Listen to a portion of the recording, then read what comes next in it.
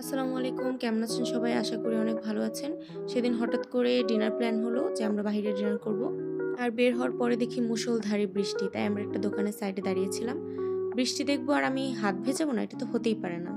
তাই আমি দাঁড়িয়ে, দাঁড়িয়ে হাত ভেজাচ্ছিলাম। এরপর অনেকক্ষণ ওয়েট করার পরে আমাদের নৌকা চলে আসলো অ্যান্ড আমাদের জার্নি বাই বোট শুরু হয়ে গেল। জার্নি শেষ হলো সিরাজ চৌগস্তের উপর কাচিফাইতে। এটা ছিল খিলগাঁও ব্রাঞ্চ। কাচিফাইয়ের পাশেই ছিল এই ছোট্ট সুন্দর ফুলের দোকানটা। এরপর আমরা কাচিভেতে চলে গেলাম। আর এখান থেকে ভিউটা এত সুন্দর লাগছিল, মাশাআল্লাহ! এত সুন্দর আমি বলে বোঝাতে পারবো না যে আমার কাছে কতটা ভালো লেগেছে। তারপর মেনু দেখে সবাই মিলে অর্ডার করলাম আর এই তো আমাদের অর্ডার চলে আসলো। কাচিভেতে আসলে বাদামের শরবত তো মাস্ট।